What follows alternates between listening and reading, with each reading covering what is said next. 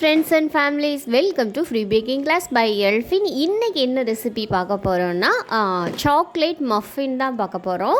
அதாவது மஃபின்ங்கிறது வேறு, கப் கேக்குங்கிறது வேறு. கப் கேக்கு வந்து நம்ம கேக் பேட்டர் ரெடி பண்ணுவோம்ல, அந்த மாதிரி ரெடி பண்ணணும். மஃபின்ஸுங்கிறது அது வேறு வெரைட்டி. நம்ம இன்றைக்கி வந்து மஃபின்ஸ் தான் செய்ய போகிறோம். பண்ணுறதுக்கான நேரமும் குறைவு, இன்க்ரீடியண்ட்டும் கம்மி தான். எல்லாமே கப் மெஷர்மெண்ட்டில் தான் கொடுத்துருக்கேன். ஈஸியாக இருக்கும். நீங்கள் ஃப்ரீயாகவே பேக்கிங் கற்றுக்க ஆசையாக இருக்கீங்களா? பேக்கிங் கிளாஸஸ் அவைலபிள் இல்லையா? ஜஸ்ட் எங்கள் சேனலில் சப்ஸ்கிரைப் மட்டும் பண்ணுங்கள். நாங்கள் உங்களுக்கு ஃப்ரீயாகவே பேக்கிங் கிளாஸஸ் ப்ரொவைட் பண்ணுறோம். Welcome to home bakers. வாங்க எப்படி செய்யலான்னு பார்க்கலாம். ஃபர்ஸ்ட்டு வந்து ஒரு ட்ரையான பவுல் எடுத்துக்கலாம். அதில் வந்து ஒரு சல்லடை வச்சுட்டு 250 ml கப்பில் 3/4 கப் அளவு மைதா எடுத்திருக்கேன். இது வந்து 90 கிராம் அளவு.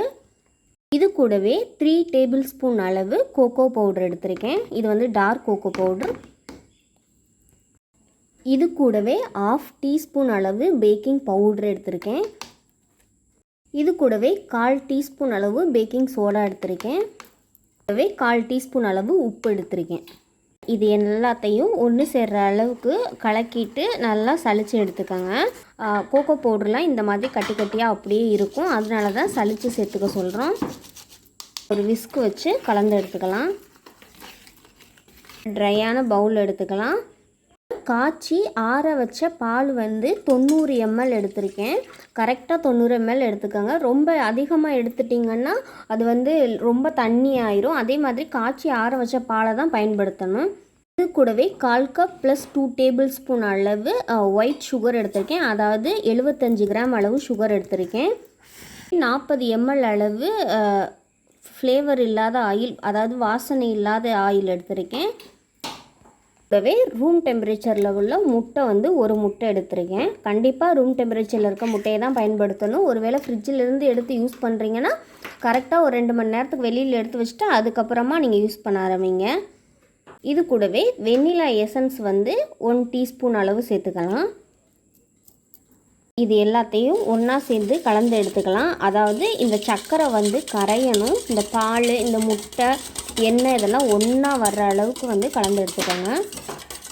இதில் ஆயிலுக்கு பதிலாக, அதாவது எண்ணெய்க்கு பதிலாக நீங்கள் பட்டரை கூட உருக்கிட்டு சூடு ஆறுனதுக்கப்புறம் 50 ml எடுத்துக்கோங்க. அதாவது 4 டேபிள் ஸ்பூன் அளவு எடுத்து இதில் வந்து சேர்த்துக்கலாம். நல்லா கலந்ததுக்கப்புறம் சர்க்கரையெல்லாம் கரைஞ்சிருச்சான்னு பார்த்ததுக்கப்புறம் நம்ம ரெடி பண்ணி வச்சுருக்கோம்ல ட்ரை இன்க்ரீடியண்ட், அதை வந்து இதில் சேர்த்துடலாம். எல்லாம் ஒன்றாகிற அளவுக்கு மிக்ஸ் பண்ணி எடுத்துக்கலாம். அங்கே கட்டிகள், அதாவது மாவு வந்து ஒழுங்காக கலக்காமல் இருக்கிற மாதிரி தான் இருக்கும். ஆனால் நீங்கள் கைவிடாமல் நல்லா கிளறினீங்கன்னா பர்ஃபெக்டான ஸ்மூத்தான டெக்ஸ்சரில் பேட்டர் கிடைக்கும். இந்த மாதிரி கட்டிகள் எதுவும் இல்லாமல் ஒரு ஸ்மூத்தான பேட்டராக வந்து ரெடி பண்ணி எடுத்துக்கலாம். இதில் வந்து 1/4 கப் அளவு டார்க் காம்பவுண்ட் சாக்லேட் இருக்குல்ல, அதை வந்து லைட்டாக கொஞ்சம் பெரிய பெரிய பீசஸாக வந்து கட் பண்ணி வச்சுருக்கேன். நீங்கள் சாக்கோ சிப்ஸ் இருந்தாலும் அது வந்து 1/4 கப் அளவு இதில் சேர்த்துக்கங்க. டேஸ்ட் வந்து இன்னுமே யம்மியாக இருக்கும். இது எல்லாத்தையும் ஒரு தடவை வந்து மிக்ஸ் பண்ணி எடுத்துக்கலாம்.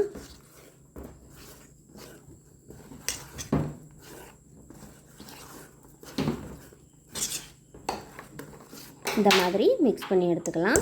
இந்த மாதிரி மஃபின் ட்ரே எடுத்திருக்கேன், அதாவது கப் கேக் ட்ரே. இந்த ட்ரே இல்லைன்னா நீங்கள் use and throw tea cup இருக்குல்ல, அந்த கப்பில் வந்து கப் கேக் லைனரை வந்து அந்த டீ கப்பில் வச்சும் பேக் பண்ணி எடுத்துக்கலாம். இப்போ நான் வந்து இதில் எந்த ஆயிலும் எதுவுமே அப்ளை பண்ணல. இந்த மாதிரி கப் கேக் லைனரை மட்டும் உள்ளே வச்சு எடுத்துக்கிறேன்.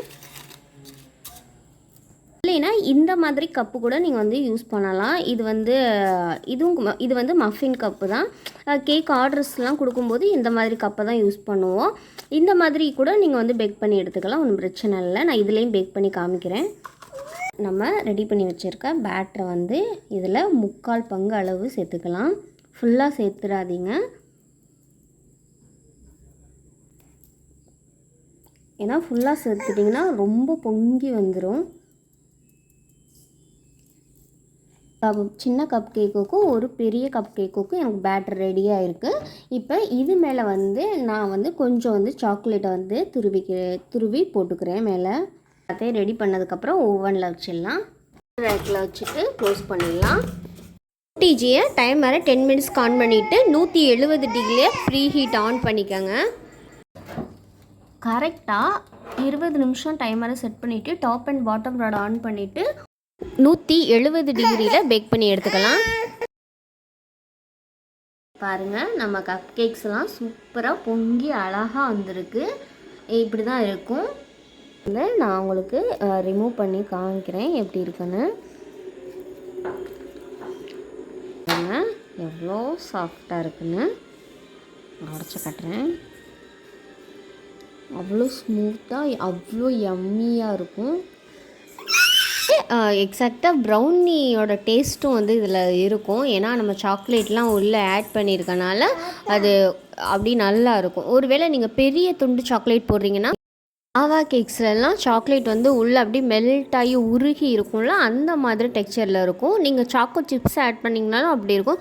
சின்ன சின்னதாக துருவி போட்டிங்கன்னா சாக்லேட் கேக்கும் அந்த துருவலும் சேர்ந்து இன்னுமே டேஸ்ட் நல்லாயிருக்கும். உங்களுக்கு எது விருப்பமோ அதுபடி நீங்கள் செஞ்சுக்கலாம். அதனால் எந்த ப்ராப்ளமும் இல்லை. ரெசிபி உங்களுக்கு பிடிச்சிருந்துச்சுன்னா லைக் பண்ணுங்கள், ஷேர் பண்ணுங்கள், கமெண்ட் பண்ணுங்கள், சப்ஸ்கிரைப் பண்ணுங்கள். தேங்க்யூ ஃபார் ஆல் உங்கள் சப்போர்ட்டுக்கும் உங்களோட லவ்வுக்கும். இந்த கேக்கு எந்த விதத்துலையும் சொதப்பாது. அதனால் பயப்படாமல் நீங்கள் ட்ரை பண்ணி பார்த்துட்டு எங்களுக்கு ஃபீட்பேக் சொல்லுங்கள். Thank you for all.